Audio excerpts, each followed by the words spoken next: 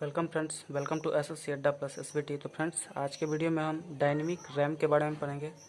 तो इससे पहले हम स्टैटिक रैम को पढ़ चुके हैं। तो स्टैटिक रैम का अगर वीडियो आप नहीं देखे हैं तो उसको भी देख लीजिए। स्टैटिक रैम का अच्छा तरह से जो है सो हम एनालिसिस कर चुके हैं। चलिए आज हम देखते हैं डायनेमिक रैम।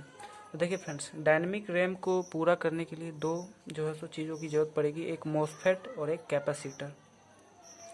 मतलब अगर हम देखें तो आप इस फिगर में देख रहे होंगे कि एक कैपेसिटर लगाया है और एक मॉसफेट लगाया है, और इस तरह से जो है सो हम स्टोरेज इसको जो है सो दे चुके हैं, इसमें हम चार्ज कर चुके हैं।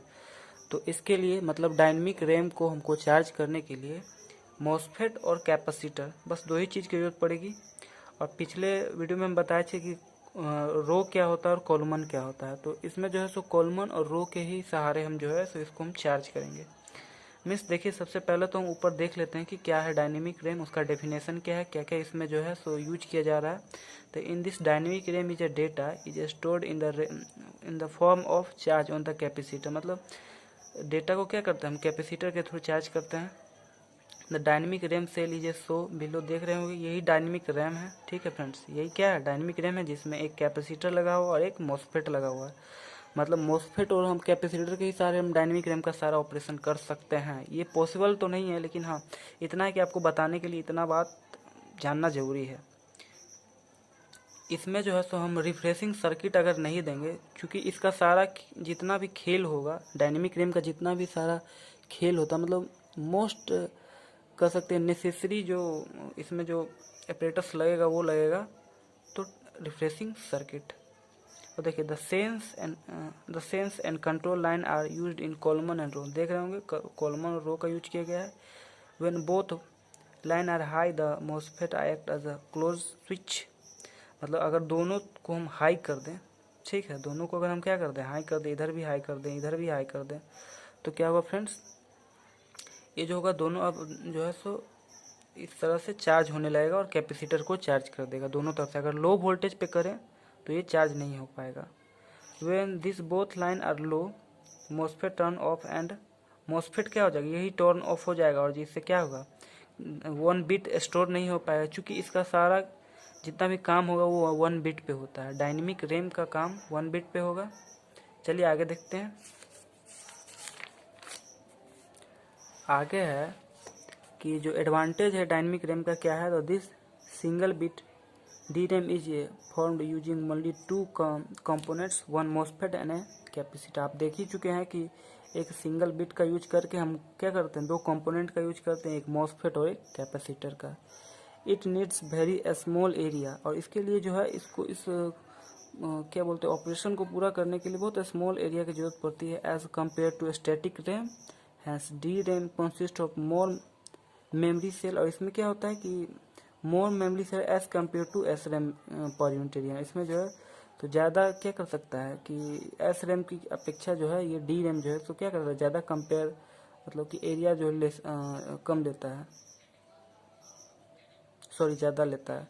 और डिसएडवांटेज क्या है, तो charge held by the capacitor needs to be refreshed. इसमें क्या है, एक रिफ्रेशिंग सर्किट की जरूरत है। अगर रिफ्रेशिंग सर्किट ना हो तो मिली सेकेंड, देख रहे होंगे यहाँ लिखा हुआ मिली सेकेंड में क्या होगा कि चार्ज डिस्चार्ज होगा। मतलब जैसे ही हम जो है सो चार्ज करना बंद किए तो क्या हो जाएगा कि मेमोरी क्या हो जाएगा, डिस्चार्ज हो जाएगा मिली सेकेंड में ही। So we have to use an additional circuit for refreshing the charge. इसलिए हम जो है रिफ्रेशिंग सर्किट का ऊपर से हम यूज कर देंगे। देखिएगा कैसे किस तरह से इसका ऑपरेशन में हम यूज करते हैं। नेक्स्ट है मॉस जो होता है D RAM. Below figure in the dynamic MOS RAM cell, देख रहे हैं यहाँ पे, देखिए ये इसी पे हम डिस्कस करेंगे। सबसे पहले इसको हम पढ़ लेते हैं। लिखा हुआ if you are compare it with RAM S RAM cell then you see that we use 4 MOSFET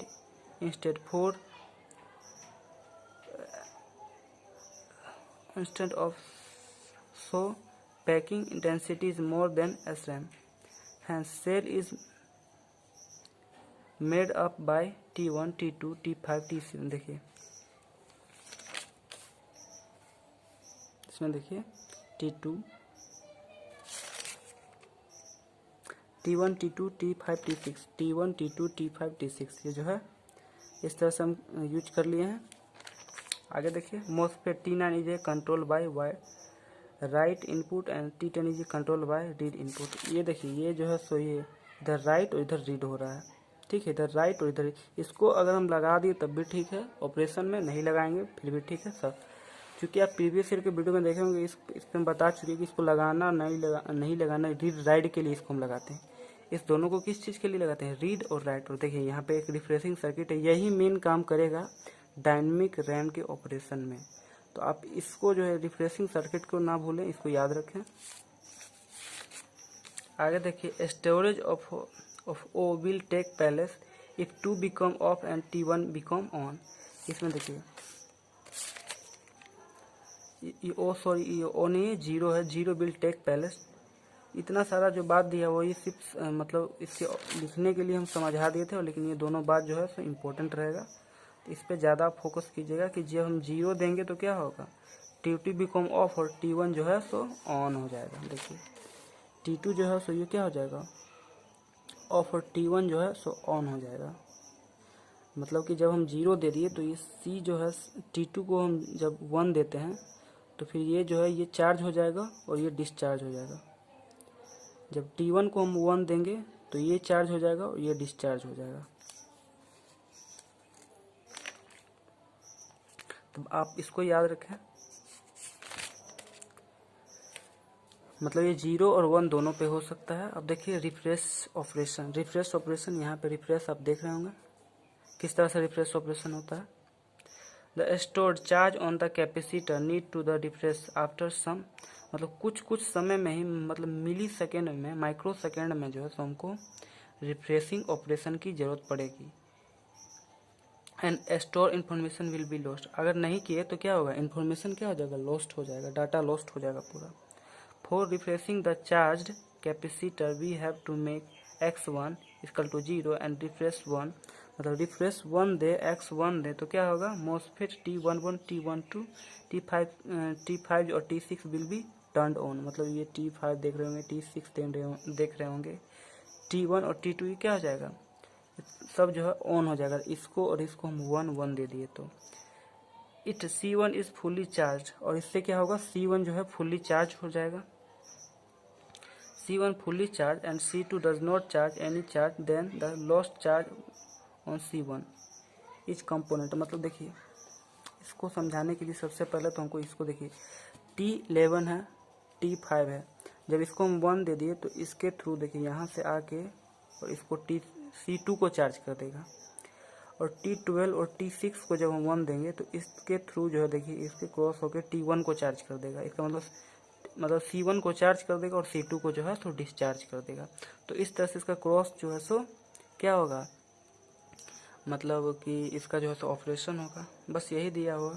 और इसमें जो है VDD यही इसी के थ्रू जो है सो ये क्या करते हैं, हम चार्ज का जितना भी प्रक्रिया होता है पूरा करते हैं। तो लिखा है it is then C1 it components by charging it through T1 and T2 form VDD के थ्रू हम इस तरह का इसका ऑपरेशन करते हैं। तो बस फ्रेंड्स यही था कि T1 और T5 को हम जब 1 देंगे तो इसके थ्रू जो है C2 चार्ज हो जाएगा, T12 और T6 को देंगे तो C1 चार्ज हो जाएगा। बस तो वीडियो अगर अच्छा लगा हो तो लाइक कर दें, चैनल को सब्सक्राइब कर दें। Thank you.